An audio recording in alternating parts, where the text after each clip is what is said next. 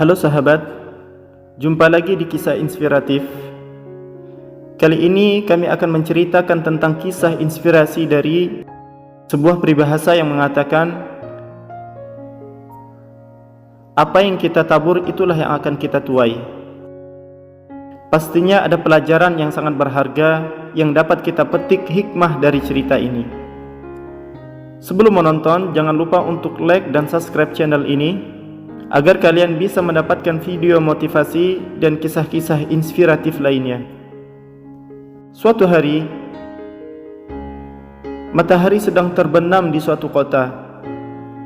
Seorang pemuda masuk ke sebuah restoran dan berkata pada pemilik restoran, "Bolehkah saya membeli semangkuk nasi saja?"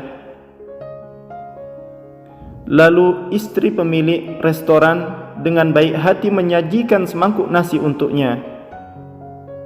Pemuda itu memperhatikan masih ada sisa saus. Dia bertanya, "Wahai ibu, bolehkah saya minta sisa saus juga?" Dan istri pemilik restoran berkata, "Tentu saja." Lalu dia menuangkan sedikit saus ke atas nasinya. Lalu dia berkata, "Silakan anak muda, kamu bisa duduk di sana dan makanlah." Setelah selesai makan, anak muda ini bertanya, "Bolehkah saya membeli semangkuk nasi lagi, wahai ibu?"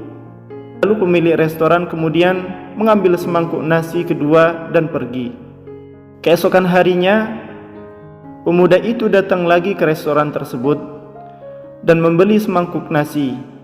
Lalu istri pemilik restoran tersebut berkata, "Apakah engkau ingin saus?" Kata anak muda ini, "Ya, terima kasih ibu." Lalu pemiliknya bertanya kepadanya, "Anak muda, sepertinya kamu bukan dari sekitar sini." Lalu pemuda itu menjawab, "Betul wahai ibu, saya datang dari pedesaan untuk belajar di sini. Tetapi segala sesuatu di kota ini sangatlah mahal. Jadi saya harus berhemat." Pasangan suami istri pemilik restoran itu semakin iba kepadanya dan mencoba untuk menyayangi pemuda ini. Sejak itu mereka menyiapkan semangkuk nasi terlebih dahulu dan menyembunyikan beberapa sayuran atau lauk yang lainnya di bawah nasi.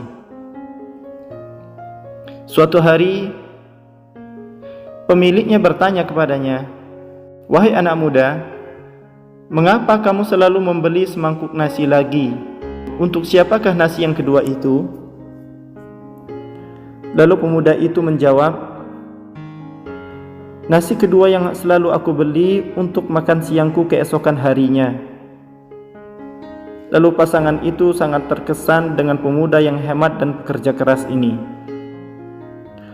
4 tahun telah berlalu dan pemuda itu akan segera lulus. Jadi dia datang untuk mengucapkan selamat tinggal kepada pasangan pemilik restoran itu. "Terima kasih wahai bapak dan ibu yang selama ini telah menjagaku. Aku tidak akan pernah melupakan kebaikan kalian semua." Pasangan suami istri pemilik restoran itu mengatakan kepadanya, "Wahai anak muda, sungguh kamu adalah anak yang baik."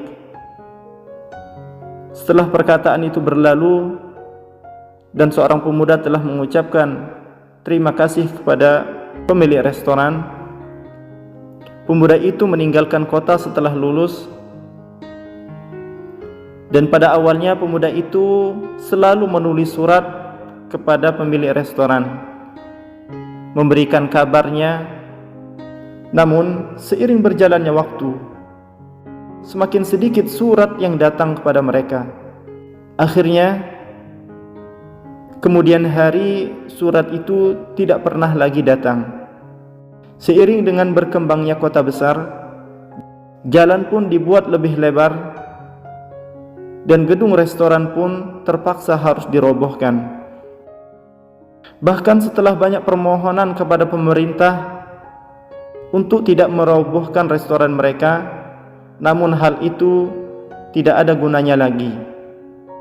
Dan pemilik restoran tersebut khawatir tentang bagaimana mereka menghidupi keluarganya. Suatu hari seorang pria berjas masuk ke restoran dan bertanya, "Maaf Bapak dan Ibu, apakah kalian berdua pemilik restoran ini?" Lalu pemuda berjas ini menyerahkan kartu namanya dan berkata, "Wahai Ibu dan Bapak, apa yang bisa saya bantu? Ketahuilah bahwa manajer umum kami mengirim saya untuk menawarkan suatu pekerjaan. Bahwa manajer kami tahu bahwa tempat ini akan dirobohkan dan kami memiliki banyak staf di perusahaan kami dan kami membutuhkan kafetaria.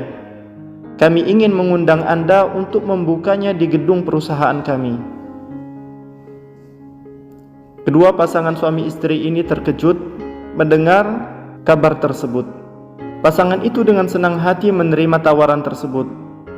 Kedua suami istri ini pergi ke perusahaan besar itu untuk menemui manajer umum. Ketika sampai di depan perusahaan dan mereka masuk, ternyata manajer umum di perusahaan tersebut telah menunggu mereka berdua. Ketika pasangan suami istri ini menghadap dan manajer umum tersebut bertanya kepada mereka berdua, "Wahai Ibu dan Bapak, apakah kalian berdua tidak mengenali saya?" Lalu sang istri menyadari bahwa dialah pemuda itu yang sering datang ke restorannya dan dengan gembira bertanya kepada pemuda tersebut, "Wahai anak muda, apakah kamu juga bekerja di perusahaan besar ini?"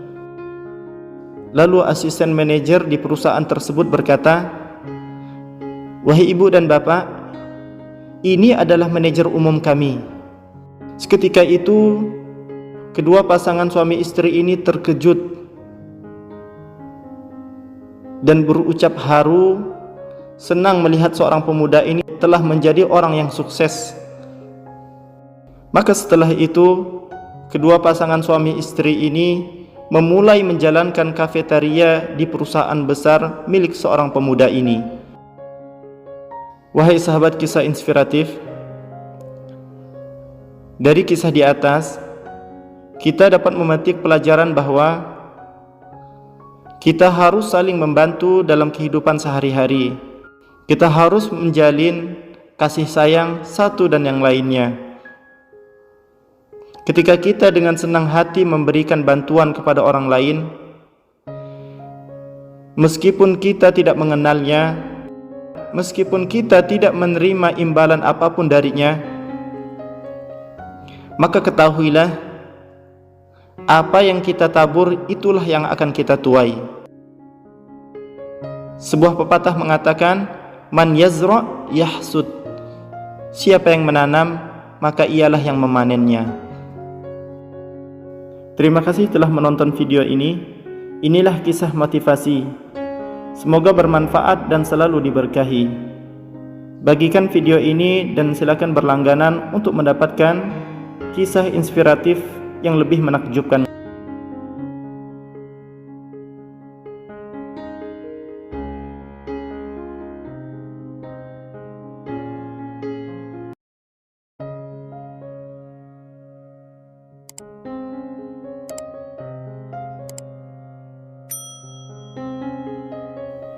Halo sahabat, jumpa lagi di kisah inspiratif.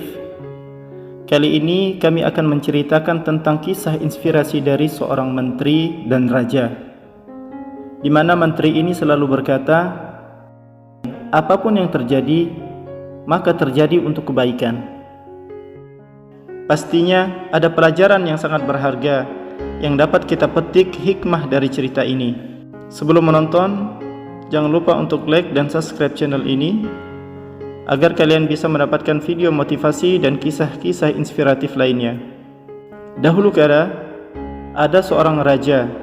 Dia memiliki seorang menteri yang sangat bijak. Sang menteri sering berkata kepada rajanya, apapun yang terjadi, semua itu pasti untuk kebaikan.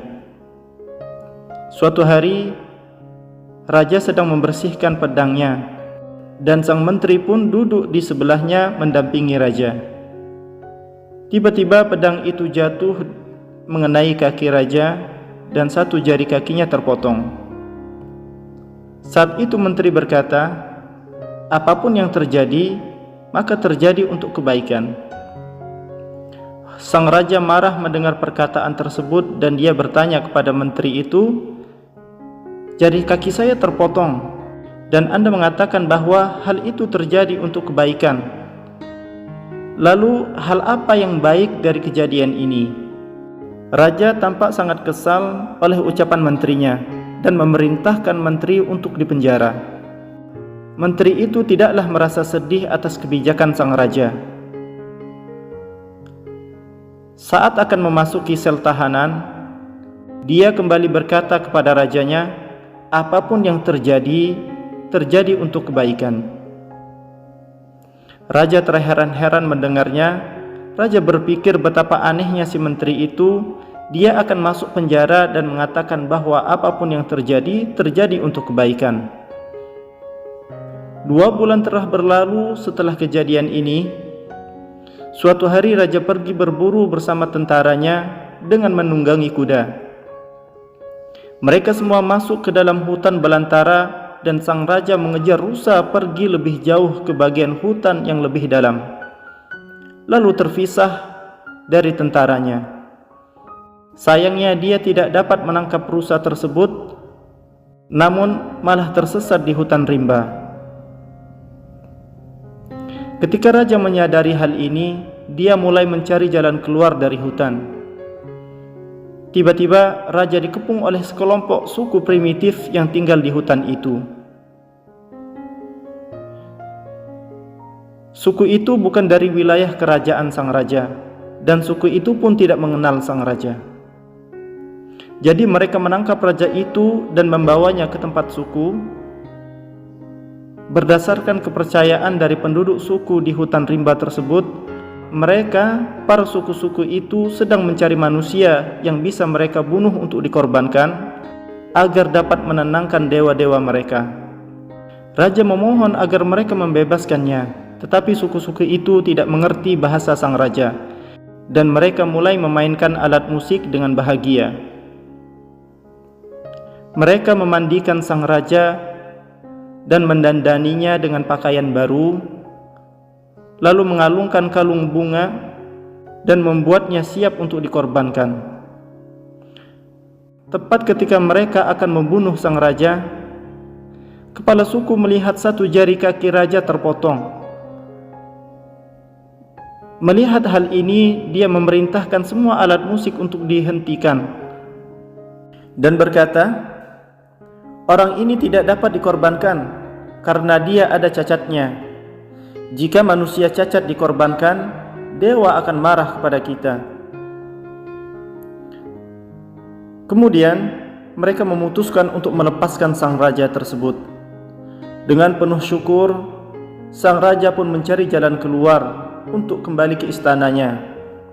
Setelah berada di istana, dia mulai berpikir bahwa jika satu jari kaki saya tidak terpotong, maka suku-suku itu akan membunuh saya. Dan itu berarti benar perkataan menteri kerajaan bahwa apapun yang terjadi, terjadi untuk kebaikan. Lalu sang raja memerintahkan para tentara untuk mengeluarkan menteri dari penjaranya, dan dia mengembalikan posisinya sebagai menteri. Lalu sang raja bertanya, wahai tuan menteri, Anda telah memberitahu saya bahwa ketika jari kaki saya terpotong saat itu, Anda mengatakan semua itu terjadi untuk kebaikan saya. Sekarang saya sudah mengerti hal ini. Tetapi Anda dipenjara selama 2 bulan dan Anda harusnya sangat menderita. Apa hal baik yang terjadi padamu?" Menteri tersenyum dan berkata, "Wahai tuanku, saya adalah Perdana Menteri Anda. Maka dari itu, saya selalu berada bersama Anda kemanapun engkau pergi. Seandainya saja saya tidak dipenjara, maka saya akan bersamamu. Pada hari itu juga, suku primitif itu meninggalkanmu setelah melihat jarimu terpotong. Akan tetapi tubuhku lengkap. Jika aku bersamamu pada saat itu, maka mereka pasti akan mengorbankanku. Itu sebabnya aku selalu bersyukur, dan saat itu aku dipenjara dan tidak ikut bersamamu hari itu. Aku dipenjara menyelamatkan hidupku, dan terpotongnya jari kakimu menyelamatkan hidupmu. Maka ketahuilah, apapun yang terjadi, terjadi untuk kebaikan."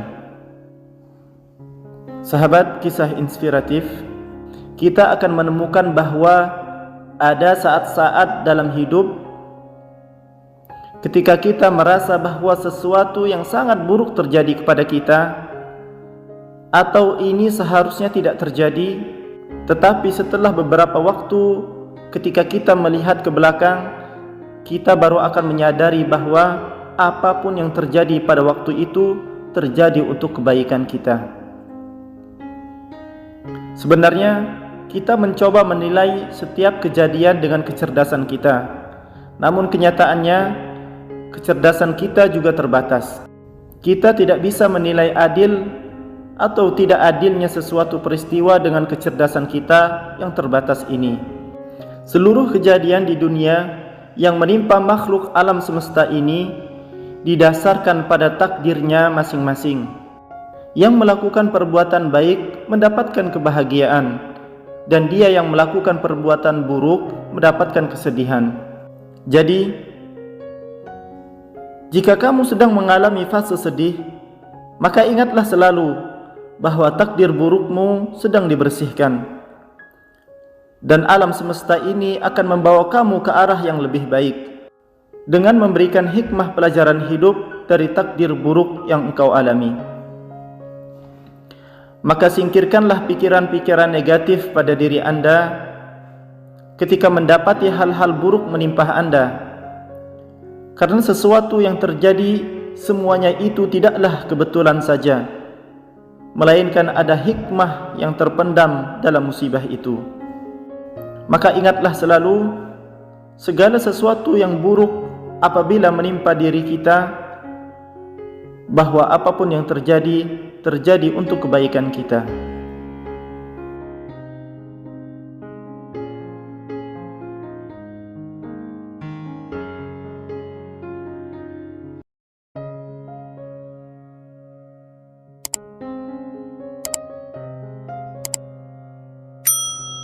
Halo sahabat, jumpa lagi di kisah inspiratif.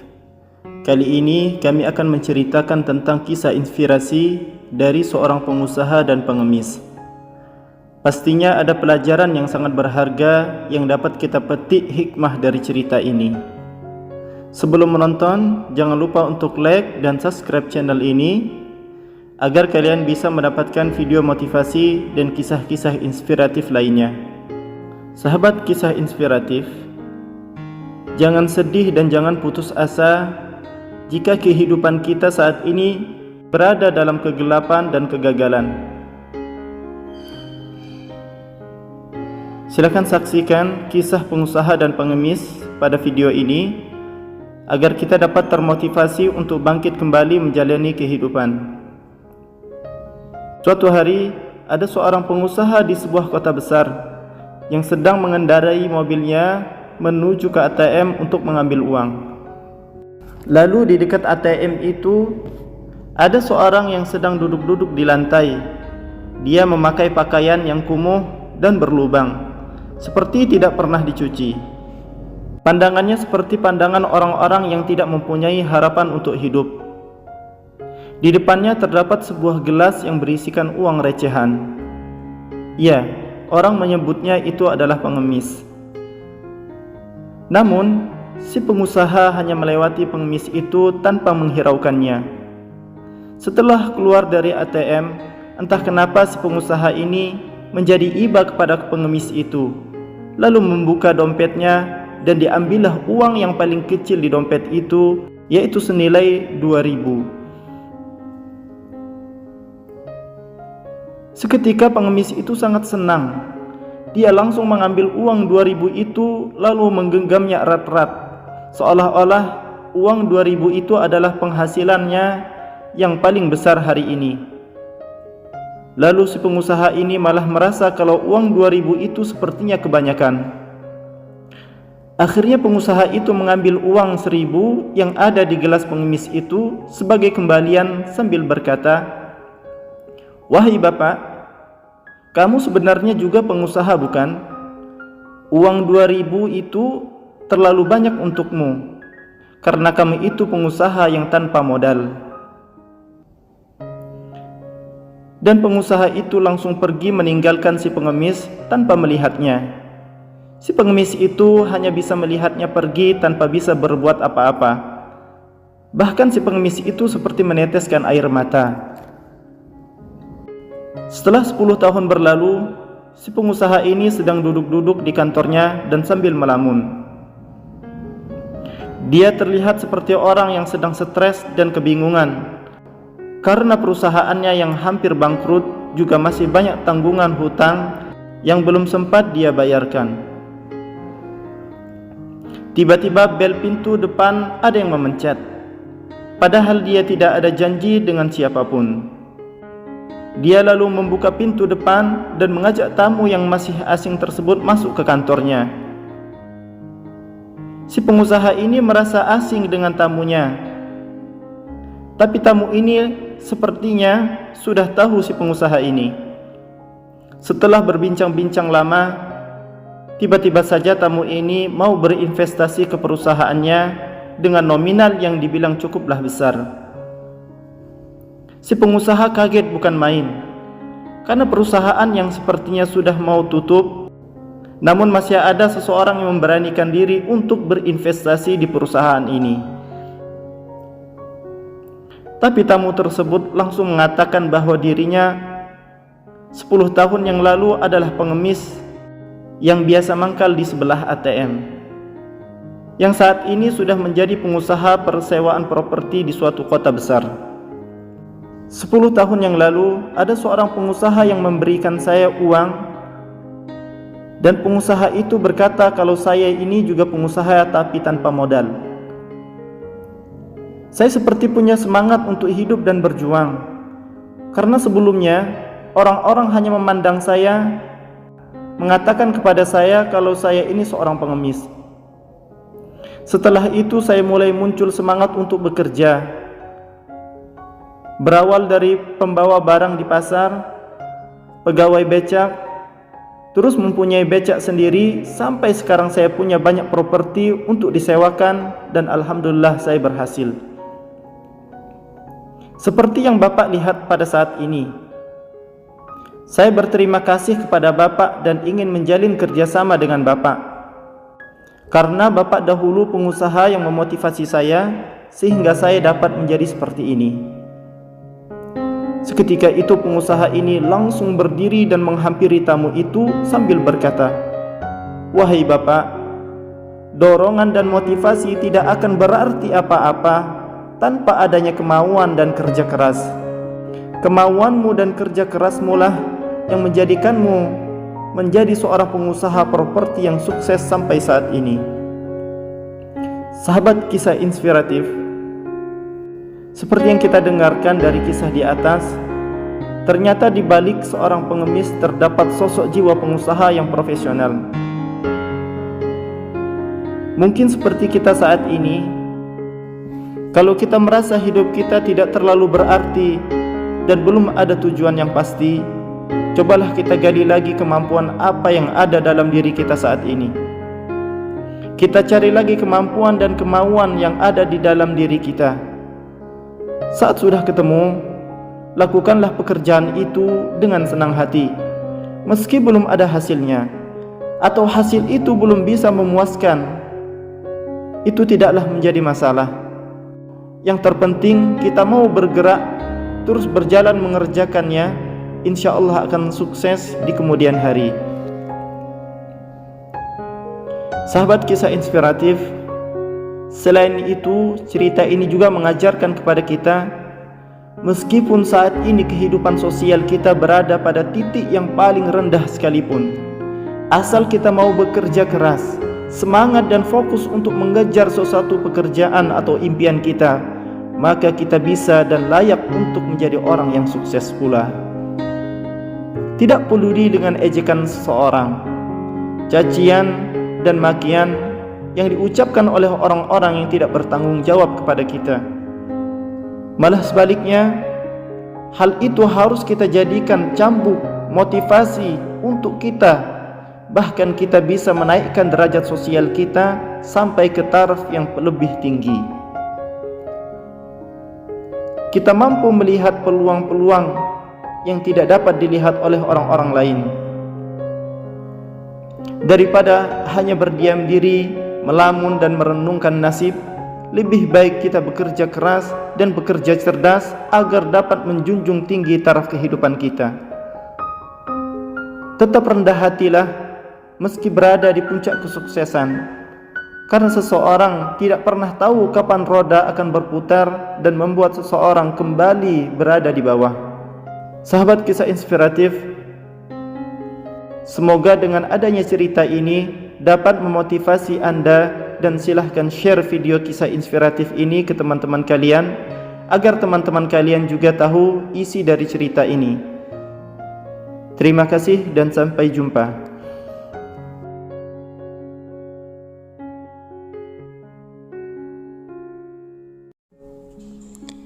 Ibuku berdusta 8 kali. Seorang anak menceritakan dusta ibu yang pertama.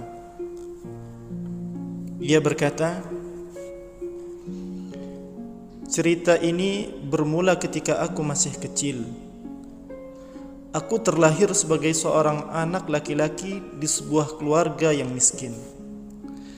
Bahkan untuk makan saja seringkali kekurangan. Dan ketika makan, ibu sering memberikan sebagian nasinya untukku. Sambil memindahkan nasi ke mangkukku, ibu berkata, "Makanlah nak, ibu tidak lapar." Kedustaan ibu yang kedua.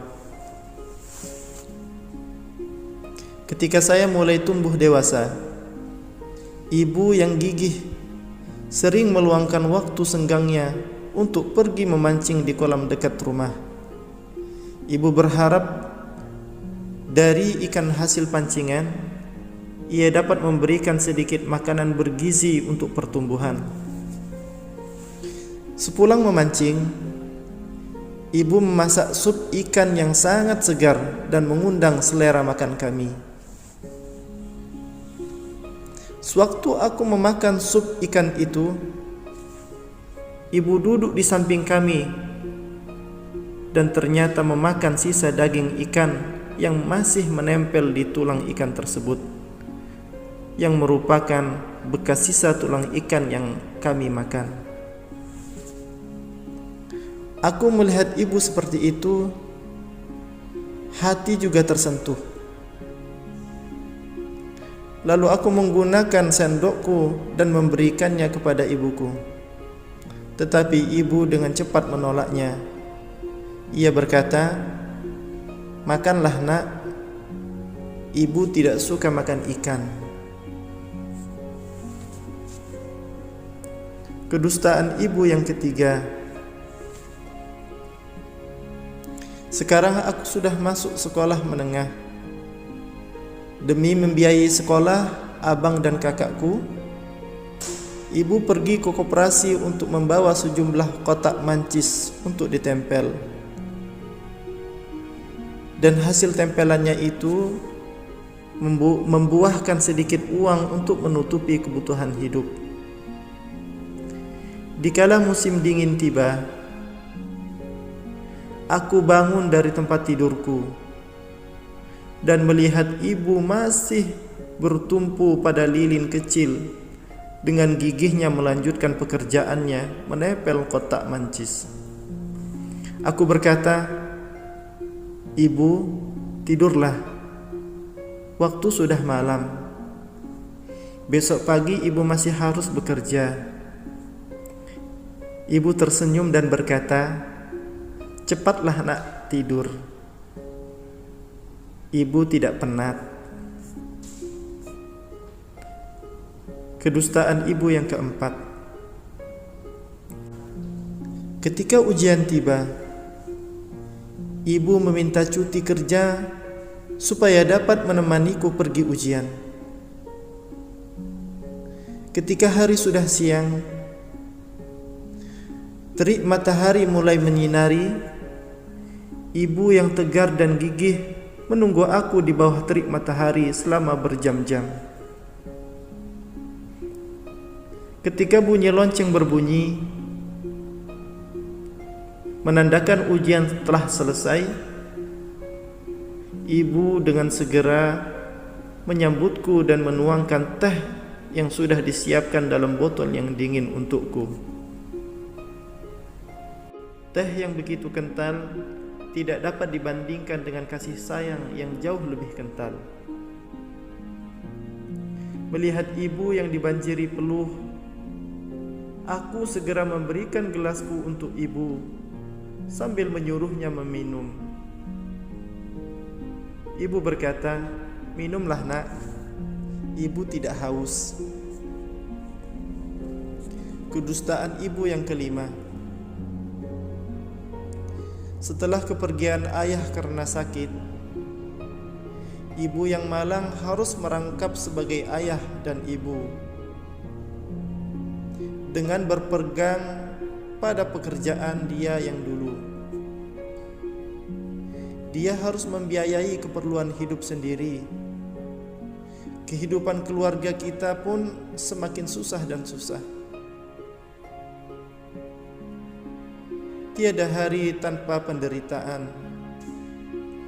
Melihat kondisi keluarga yang semakin parah, ada seorang paman yang baik hati yang tinggal di dekat rumahku pun membantu ibuku baik masalah besar maupun masalah kecil. Tetangga yang ada di sebelah rumah melihat kehidupan kita yang begitu sengsara, seringkali menasihati ibuku untuk menikah kembali. Tetapi ibu memang keras kepala, tidak mengindahkan nasihat mereka. Ibu berkata, "Saya tidak membutuhkan cinta." Kedustaan ibu yang keenam. Setelah aku, kakakku dan abangku semuanya sudah tamat dari sekolah dan bekerja, ibu yang sudah tua, yang mana waktunya untuk pensiun, tetapi ibu tidak mau.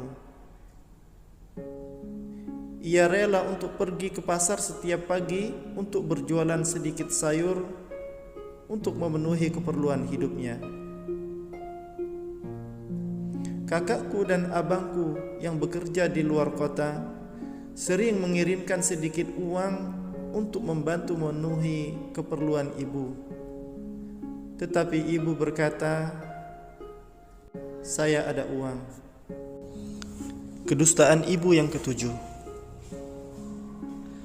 Setelah lulus dari kuliah, aku pun melanjutkan sekolahku untuk tingkat magister dan kemudian memperoleh gelar master di sebuah universitas ternama di Amerika berkat sebuah beasiswa yang diberikan oleh perusahaan swasta. Dan pada akhirnya aku pun bekerja di perusahaan tersebut. Dengan gaji yang lumayan tinggi, aku bermaksud membawa ibuku untuk menikmati hidup di Amerika. Tetapi ibu yang baik hati bermaksud tidak mau menyusahkan anaknya. Ia berkata kepadaku, "Nak, ibu tidak biasa tinggal di negara orang." Kedustaan ibu yang kedelapan. Setelah memasuki usianya yang tua, ibu terkena penyakit kanker usus, harus dirawat di rumah sakit. Aku yang berada jauh di seberang samudra Atlantik terus segera pulang untuk menjenguk ibunda tercinta. Aku melihat ibu yang terbaring lemah di ranjangnya setelah menjalani pembedahan. Ibu yang kelihatan sangat tua menatap aku dengan penuh rindu. Walaupun senyum yang tersebar di wajahnya terkesan agak kaku karena sakit yang ditahannya. Terlihat dengan jelas betapa penyakit itu menggerogoti tubuh ibuku sehingga ibuku terlihat lemah dan kurus kering. Aku sambil menatap ibuku sambil berlinang air mata. Hatiku perih, sakit sekali melihat ibuku dalam keadaan seperti ini. Tetapi ibu dengan tegarnya berkata, "Jangan menangis anakku, ibu tidak kesakitan." Setelah mengucapkan kebohongannya yang ke-8, ibu tercinta menutup matanya untuk yang terakhir kalinya. Dari cerita di atas, saya percaya teman-teman sekalian pasti merasa tersentuh dan ingin sekali mengucapkan terima kasih ibu. Coba kita ingat-ingat kembali, sudah berapa lamakah kita tidak menghubungi ayah dan ibu kita? Sudah berapa lamakah kita tidak menghabiskan waktu kita untuk berbincang dengan ayah dan ibu kita? Di tengah-tengah aktivitas kita yang padat ini, kita selalu mempunyai beribu-ribu alasan untuk meninggalkan ayah ibu kita yang kesepian. Kita selalu lupa akan ayah dan ibu yang ada di rumah. Jika dibandingkan dengan pasangan kita, kita pasti lebih peduli dengan pasangan kita. Buktinya, kita selalu risau akan kabar pasangan kita. Risau apakah dia sudah makan atau belum. Risau apakah dia bahagia bila di samping kita atau tidak. Namun, apakah kita semua pernah merisaukan kabar dari kedua orang tua kita? Risau apakah kedua orang tua kita sudah makan atau belum? Risau apakah orang tua kita sudah bahagia atau belum? Bila ini benar, cobalah renungkan kembali. Di waktu kita masih mempunyai kesempatan untuk membalas budi kedua orang tua, maka lakukanlah yang terbaik. Jangan sampai ada kata menyesal di kemudian hari. Halo teman-teman, selamat datang di kisah bijaksana kali ini. Ada sebuah kisah menarik yang dapat memberikan pelajaran berharga bagi kita untuk matang dalam berpikir dan bertindak. Tidak dengan putus harapan, tidak dengan menyerah, dan tidak pula dengan kepasrahan diri. Saya harap teman-teman bisa menyimak kisah inspiratif pada video ini sampai akhir. Dan jangan lupa untuk tinggalkan like, subscribe, dan share. Ada sebuah kisah bahwa seekor rusa yang sedang hamil, dia mengalami sakit karena akan melahirkan. Ketika menjelang sore, hutan tertutup dengan awan hitam. Lalu petir menyambar hutan yang dikelilingi dedaunan dan rerumputan kering. Lalu pada saat itu terjadilah kebakaran hutan. Dengan terpaksa sang rusa terus meninggalkan rumahnya akibat kebakaran tersebut. Setelah melalui perjalanan yang cukup panjang, dia melihat danau yang begitu luas membentang tak jauh di hadapannya, dan mencoba untuk pergi ke tepi danau tersebut karena kehausan. Sebelum minum, ia melihat cerminan dirinya di danau. Raut kecemasan terlihat di wajahnya karena rumahnya terbakar dan juga harus melahirkan. Ketika ia meminum air danau, rusa mendengar suara gerakan di semak-semak sebelah kirinya, yang ternyata di balik semak-semak itu ada seorang pemburu sedang membidiknya dengan panah. Rusa yang sedang cemas karena kebakaran hutan yang melalap rumahnya dan juga ia akan melahirkan. Sekarang makin bertambah ketakutannya ketika dia melihat pemburu yang akan memanahnya. Sang rusa berpikir dalam benaknya untuk lari. Di saat dia berbalik arah ingin berlari ke sisi kanan, dia melihat segerombolan singa ganas yang sedang mengendap di balik pepohonan menunggu mangsanya lewat. Lalu rusa mencoba berputar-putar melihat keadaan sekitar, di mana ada pemburu di bagian kiri dan ada singa di bagian kanan. Bila ia kembali, ada kebakaran hutan. Namun bila lari menghadap ke depan, ada danau yang begitu luas dan dalam yang dipenuhi dengan buaya. Kini rusa menyadari bahwa kematian ada di sekelilingnya dan menyangka bahwa tidak ada cara untuk menyelamatkan diri. Di situasi yang genting itu, sang rusa hanya bisa berharap masih ada peluang untuk menyelamatkan diri. Namun karena kematian seakan pasti di sekelilingnya, dia mencoba menghadapi itu dengan harga diri yang bermartabat. Rusa mencoba untuk tenang dan dia mulai minum air di sungai, tanpa rasa takut dan berharap yang terbaik. Melihat rusa sedang minum air, pemburu bersiap melepaskan anak panahnya. Namun tiba-tiba suara petir yang keras di langit menggelegar dan membuat anak panah terlepas dari busurnya, yang justru melesat mengenai salah satu singa. Dan sebagian singa lainnya tertuju pada pemburu dan mulai berlari ke arah pemburu. Si pemburu pun kabur untuk menyelamatkan diri. Dengan diiringi kilat, hujan mulai turun deras dan api hutan pun menjadi padam. Di lain pihak, setelah rusa meminum air, rusa melihat bahwa tidak ada pemburu atau singa di sebelah kiri dan kanannya, dan kebakaran hutan juga telah padam.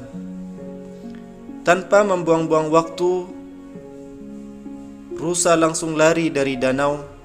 Dia pergi ke tempat yang aman dan melahirkan 3 anak.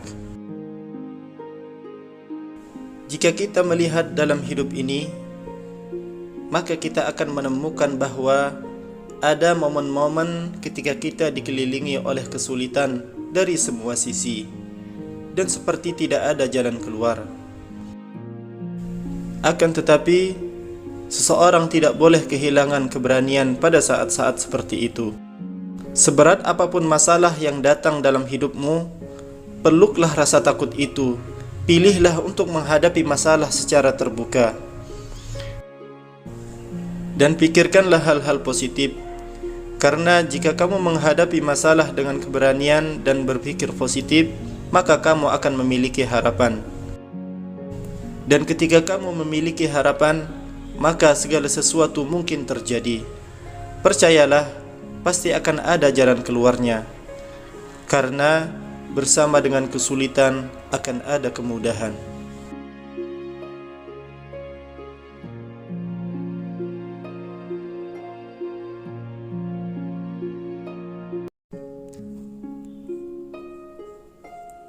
Sahabat, berbahagia adalah yang mampu mengubah masalah menjadi hikmah. Seberat apapun beban hidupmu, percayalah bahwa semua itu tak pernah melebihi batas kemampuanmu. Ada sebuah kisah menarik yang akan meningkatkan energimu dan menguatkan mentalmu. Suatu ketika, hiduplah seorang kakek tua yang bijak. Pada suatu pagi, ia didatangi seorang anak muda yang sedang dirundung masalah. Langkahnya lemas dan wajahnya kelihatan kusam. Keadaan tubuhnya tak karuan. Penampilannya pun berantakan. Ia seperti sedang menghadapi sebuah masalah yang sangat menyusahkan hatinya. Begitu ia bertemu dengan sang kakek tua yang bijak, ia segera menceritakan semua permasalahan yang ia hadapi. Sang kakek yang bijak hanya mendengarkan masalahnya sampai selesai. Ia mengungkapkan segala isi hatinya. Sang kakek lalu mengambil segenggam garam dari dapurnya dan meminta kepada pemuda itu untuk mengambil segelas air. Lalu sang kakek menaburkannya garam itu ke dalam gelas dan diaduk olehnya. Perlahan kakek berkata, "Wahai anak muda, minumlah air ini dan katakan bagaimana rasanya," ujar sang kakek bijak. Lalu anak muda ini mengatakan, "Rasanya asin dan pahit sekali," jawab anak muda sambil kebingungan.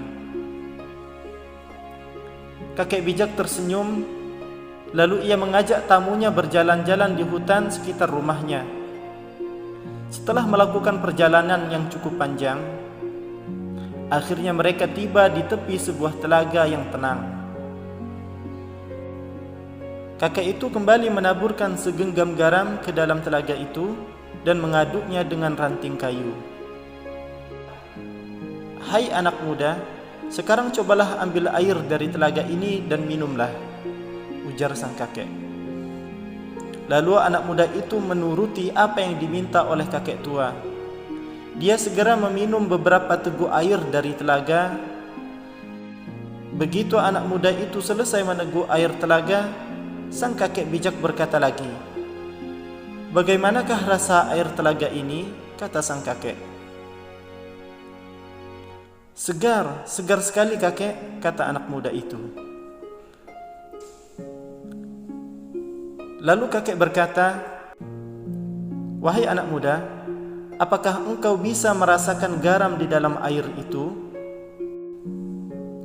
Sang kakek sambil menunjuk telaga, "Aku tidak merasakan sedikit pun dari garam tadi, wahai kakek." Dengan bijak sang kakek menepuk-nepuk pundak si pemuda itu dan mengajaknya duduk berhadap-hadapan sambil bersimpuh. Di samping telaga, anak muda itu mendengarkan petuah dari sang kakek. Sang kakek berkata, "Pahitnya kehidupan yang engkau rasakan saat ini adalah seperti segenggam garam. Jumlah dan rasa pahit itu sama dan memang akan tetap sama. Tetapi kepahitan yang kita rasakan sangat tergantung dari wadah yang kita miliki. Kepahitan yang kita rasakan sangat tergantung dari wadah yang kita miliki. Kepahitan itu tergantung dari tempat kita meletakkan segalanya. Semua tergantung pada hati kita, anak muda." Sang kakek itu kembali memberikan nasihat sambil menyentuh dada anak muda itu dan mengelusnya. "Hatimu adalah wadah itu. Perasaanmu adalah tempat itu. Qalbumu adalah tempat kamu menampung segalanya.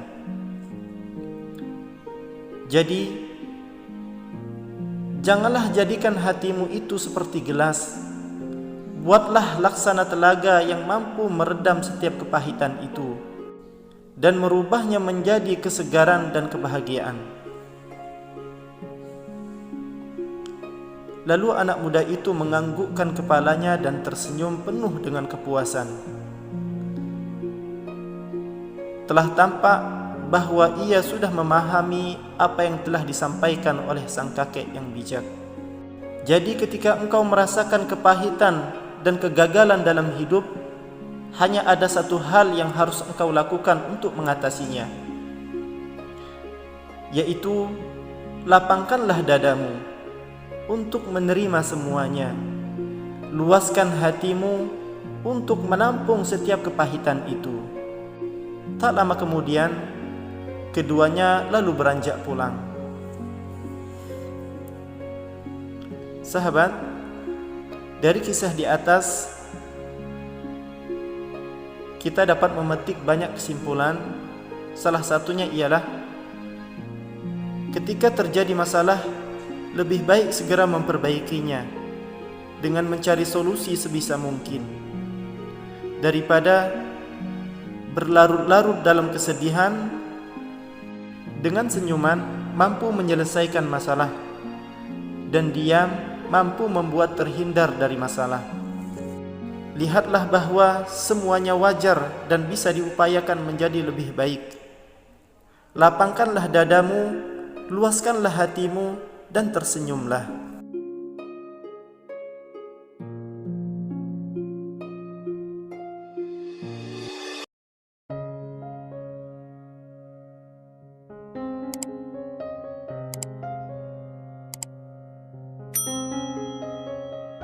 Halo sahabat, jumpa lagi di kisah inspiratif. Kali ini kami akan menceritakan mengenai kisah inspirasi dari dua kata dan air panas. Pastinya ada pelajaran berharga yang bisa kita petik dari cerita ini. Sebelum menonton, jangan lupa like dan subscribe channel ini agar kalian bisa mendapatkan video motivasi dan kisah inspiratif lainnya. Dalam sebuah kisah, ada dua ekor katak yang hidup di rawa. Suatu hari, dua katak itu ditangkap oleh seorang juru masak yang akan membuat olahan dari daging katak. Si juru masak merebus air di dalam panci hingga mendidih dan memasukkan katak pertama. Karena kepanasan, katak pertama langsung bereaksi dengan melompat keluar dari dalam panci. Si juru masak pun kehilangan satu katak untuk bahan masakan yang akan dia buat. Menaruh panci yang berisi air di atas kompor, namun tidak segera menyalakannya. Belajar dari kejadian sebelumnya, si juru masak kemudian membuang air mendidih di dalam panci dan menggantinya dengan air dalam keran. Dia mengambil katak yang tersisa dan memasukkannya ke dalam panci tersebut. Katak yang memang menyukai air berdiam diri menikmati air dengan suhu ruang tersebut dan tidak melarikan diri. Katak merasa nyaman dan tidak menyadari perubahan di sekitarnya. Saat kompor dinyalakan dan suhu perlahan-lahan naik, katak tidak menyadari bahaya yang mengancamnya dan tetap berdiam diri dengan perubahan di dekatnya.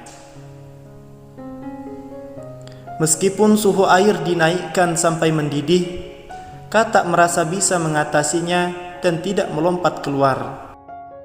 Namun ketika suhu air terlalu panas dan akan membunuhnya, semuanya sudah terlambat karena dia terjebak dalam kenyamanan, hanya mencoba menyesuaikan diri tanpa berani melakukan perubahan besar untuk bisa menyelamatkan hidupnya. Katak itu pun mati. Lalu pertanyaannya, apa yang membunuh katak itu? Banyak dari kita yang akan menjawab, yang membunuh katak itu adalah air yang mendidih. Namun sebenarnya adalah yang membunuh katak itu adalah ketidakmampuan dirinya untuk memutuskan kapan ia harus melompat keluar. Sahabat, pelajaran yang bisa kita ambil dari cerita ini adalah teruslah belajar dan berinovasi. Siapa yang bisa bertahan bukanlah yang paling kuat ataupun yang paling cerdas. Yang bisa bertahan adalah yang bisa melakukan perubahan sesuai dengan keadaan. Kemudian, janganlah sombong dengan kemampuan kita. Katak tidak bisa meloncat karena merasa dia bisa menghadapi perubahan yang terjadi tanpa harus melakukan perubahan. Biasa ditemui ketika seseorang merasa sudah menguasai sesuatu dan merasa paling hebat di bidang tersebut. Bahkan kita sudah sering melihat perusahaan-perusahaan raksasa besar yang hilang akibat hal ini. Sebut saja seperti Nokia maupun BlackBerry yang hilang setelah Android muncul. Mereka kalah persaingan karena merasa sudah paling hebat dan tidak dapat mengantisipasi perubahan yang terjadi. Kemudian yang ketiga, hindarilah zona nyaman. Cobalah melompat untuk mencari dan mencoba sesuatu yang baru. Karena melakukan hal yang sama setiap saat bisa jadi menghapus potensi yang ada pada dirimu. Yang keempat, berani keluar dari lingkungan kerja ataupun hubungan yang buruk. Ketika lingkunganmu hanya menjadi toksik bagi kehidupanmu, beranilah meninggalkannya. Itulah dia hikmah dari cerita katak dan air panas di atas. Jangan lupa untuk share video ini jika bermanfaat. Sampai jumpa lagi.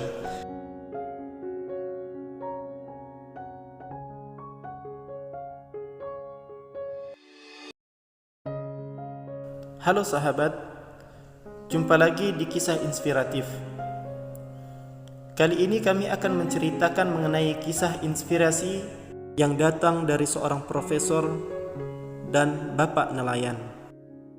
Pastinya ada pelajaran berharga yang bisa kita petik dari cerita ini. Sebelum menonton, jangan lupa like dan subscribe channel ini agar kalian bisa mendapatkan video motivasi dan kisah inspiratif lainnya. Cerita ini mengisahkan kisah seorang profesor dengan nelayan di tengah lautan. Suatu ketika, ada seorang profesor yang ingin menulis suatu naskah. Ketika itu profesor tersebut berada di suatu daerah. Untuk melanjutkan penelitiannya, maka profesor tersebut harus pindah ke tempat yang lain. Antara dua tempat yang ingin ia kunjungi terpisah oleh sebuah danau yang luas. Sehingga untuk menuju tempat selanjutnya, profesor tersebut perlu naik perahu. Lalu profesor tersebut kemudian memanggil seorang nelayan untuk menyeberangkannya. Nelayan itu pun dipanggil profesor tersebut. Dan profesor naik ke perahunya. Ketika berada di atas perahu, profesor itu mengamati nelayan mendayung perahunya. Perahu itu tak seimbang, terombang-ambing ke arah kanan dan kiri. Seketika profesor tadi teringat teori aerodinamika dalam fisika. Kemudian sang profesor tadi bertanya kepada nelayan itu, "Apakah engkau pernah belajar fisika, wahai bapak?"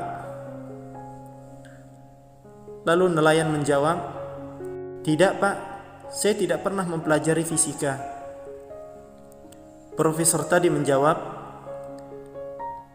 "Ketika engkau tidak belajar fisika, maka sungguh umurmu hilang seperempat dari hidupmu." Setelah pertanyaan pertama tersebut, profesor tadi mengamati nelayan lain yang sedang berinteraksi melakukan pembayaran. Kemudian bertanya kepada nelayan tadi, "Apakah kamu mempelajari ekonomi, wahai bapak?" Nelayan menjawab, "Tidak, Pak. Saya tidak pernah mempelajari ekonomi." Profesor tadi kemudian membalas dengan jawaban, "Ketika engkau tidak mempelajari ekonomi, maka sungguh engkau telah kehilangan seperempat dari umurmu." Profesor tadi kemudian mengeluarkan pertanyaan lagi kepada nelayan itu, "Wahai bapak, apakah engkau mempelajari matematika?" Nelayan itu menjawab bahwa ia tidak mempelajari matematika. Lalu sang profesor kemudian membalas dengan jawaban, "Ketahuilah, ketika engkau tidak mempelajari matematika, maka sungguh engkau telah kehilangan seperempat dari umurmu." Sahabat, jika kita hitung, berarti nyawa nelayan itu tinggal 25% menuju kematiannya. Setelah berbincang antara keduanya berhenti, tiba-tiba terjadi hujan deras dengan angin yang begitu kencang. Seketika perahu pun terbalik. Dengan santai nelayan pun berenang ke tepian. Lalu nelayan itu bertanya kepada profesor tadi, "Wahai bapak, apakah engkau pernah belajar berenang?" Profesor tadi menjawab, "Tidak, Pak. Saya tidak pernah belajar berenang dan saya tidak bisa berenang." Lalu nelayan itu pun membalas dengan jawaban, "Sungguh, kalau engkau tidak bisa berenang, maka hilanglah 100% dari umurmu." Sahabat semua, apa hikmah dari cerita di atas? Kita mengetahui bahwa yang pertama, kehidupan itu bukan masalah menang dan kalah, tetapi intinya bahwa setiap manusia mempunyai kelebihan maupun kekurangannya masing-masing. Yang kedua, menghargai dan hormatilah setiap orang, termasuk setiap makhluk yang ada di muka bumi ini. Lalu yang ketiga, hindarilah sikap sombong, karena sifat itu sangat dibenci oleh Allah Subhanahu wa ta'ala.